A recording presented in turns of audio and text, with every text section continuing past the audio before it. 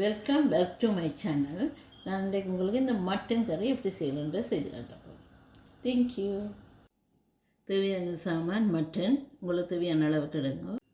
மட்டனை சின்ன சின்ன பீஸாக வெட்டி நல்லா கழுவணும், இல்லாட்டா அதில் ஒரு மனம் இருக்கும். கூட கழுவி எடுங்க. 1 large ஆனியன், சில்லி பவுடர் தேவையான அளவுக்கு எடுத்துக்கொள்ளலாம். 1 டீஸ்பூன் பெருஞ்சீரகம், 2 டீஸ்பூன் கடுகு எடுங்க. இந்த இதுக்கு மட்டனுக்கு கடுகு கூடுதலாக போட்டால் அந்த மனம் ஒன்றும் இருக்காது, அதுக்காக தான் கூடுதலாக பாவிக்கிறது. கறி லீவ்ஸ், ஸ்பைசி பவுடர் நான் உங்களுக்கு காட்டியிருக்கிறேன் இந்த மாதிரி செய்கிறேன். இது இந்த லிங்க் இதுக்கு கீழே வேறு நீங்கள் பார்த்துக்கொள்ளலாம். தேவையான அளவு salt, half Lime, half potato. இது கொஞ்சம் போட்டிங்கன்னா நல்லா இருக்கும். முதல்ல நான் மட்டனை மேரினேட் பண்ண போகிறேன். அதுக்கு சால்ட்,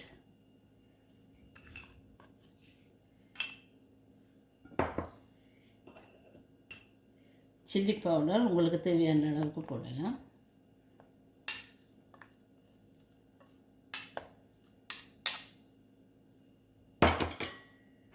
இதோட நீங்கள் ஸ்பைசி பவுடரும் சேர்த்துக்கணும். ஸ்பைசி பவுடர் கொஞ்சம் கூட போடலாம், போட்டால் நல்லா இருக்கும். ரெண்டையும் போட்டு முதல் மேரினேட் பண்ணி வைக்கணும்.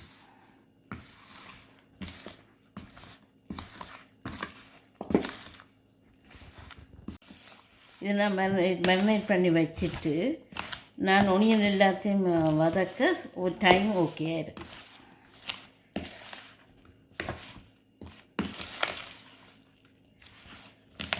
முதல்ல இப்படி இதை செய்யுங்க. இதை செய்து வச்சுட்டு தான் நீங்கள் பச்சைக்கறி சமைக்கிறதுக்கு ஆயத்தம் பண்ணுங்க.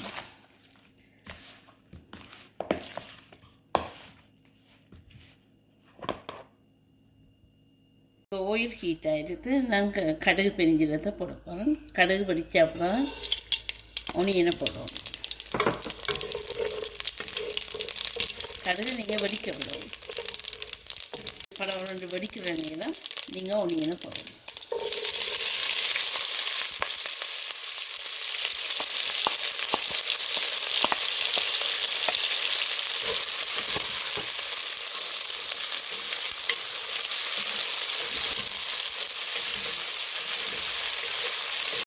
இப்படி உள்ள ஒனியன் வதங்கி கொண்டு வரைக்கு நீங்கள் கறி மிக்ஸை ஆட் பண்ணுங்கள்.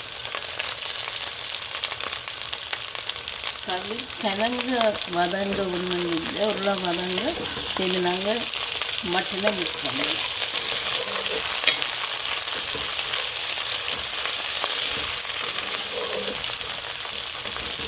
இப்படி ஒனியன் வதங்கினா பிறகு நான் மேரினேட் பண்ண மீட்டை மிக்ஸ் பண்ணுவேன்.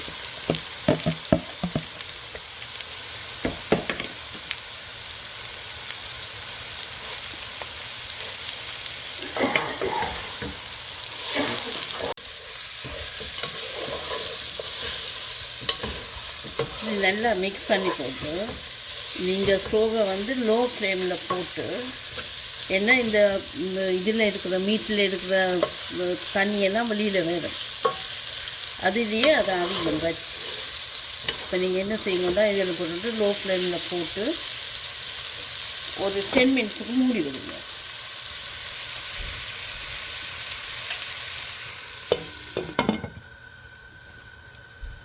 மினிட்ஸுக்கு பிறகு இப்படி வந்திருக்கு.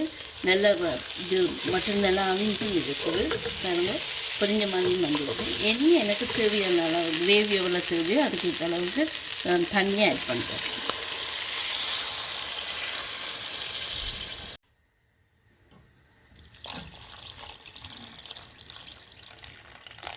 உங்களுக்கு கிரேவி எப்படி தேவையோ அந்த அளவுக்கு தண்ணியை ஆட் பண்ணுறேன்.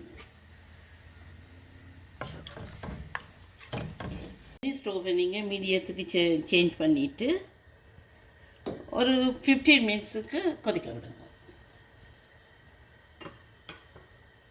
15 மினிட்ஸால் எனக்கு இப்படி கிரேவி உழவுக்க வந்துடுது. இந்த நேரம் நான் பொட்டேட்டோவை ஆட் பண்ணிக்கிறேன். உங்களுக்கு விருப்பம் இல்லை பொட்டேட்டோன்னா ஆட் பண்ண தேவையில்லை, பொட்டேட்டோ போடாமலே நீங்கள் சமைக்கலாம். இது இந்த பொட்டேட்டோ இதை பாயில் பண்ணுறதுக்கு ஒரு 5 மினிட்ஸ் விடப்போம்.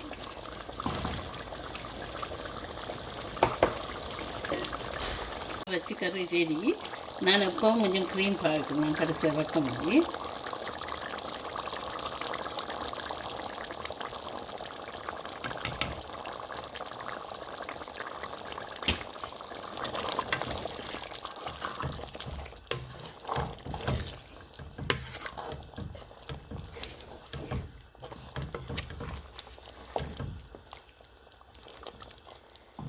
நீங்கள் க்ரீம் விடுறதா இருந்தால் விட்டுட்டு 2 மினிட்ஸுக்கு பிறகு நீங்கள் வைக்கலாம். கறி ரெடியாக இப்போ மீட் கறி ஓகே டன். நான் இப்போ கடைசியாக லைம் ஜூஸ் ஆட் பண்ணுறேன். இதை போட்டு நீங்கள் ஒரு 1 மினிட் விட்டால் எனக்கு கொதிக்க விட தேவையில்லை.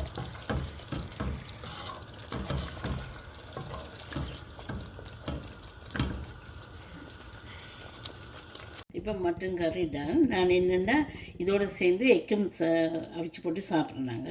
அது என்ன மாதிரி உங்களுக்கு ஒரு சின்ன டிப்ஸ் தரேன். என்ன மாதிரி என்ன இப்படி நீங்கள் சாப்பிட்ற இதோடு சேர்த்து சாப்பிட்றேன்னா ஒரு சளியை அப்படி நீங்கள் ஒரு கத்தியால் வெட்டிட்டு இதுக்குள்ளே போடணும். ஒவ்வொரு எக்கையும் நீங்கள் தனித்தனி சாப்பிட்றத விட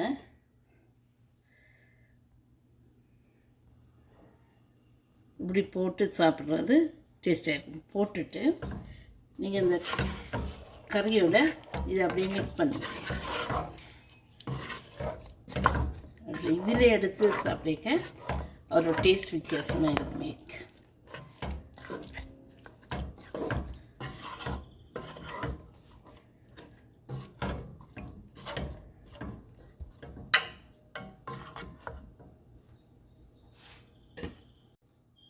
நீங்களும் செய்து பார்த்து என்ஜாய் பண்ணுங்க. உங்களோட கமெண்ட்ஸை எனக்கு போடுங்க.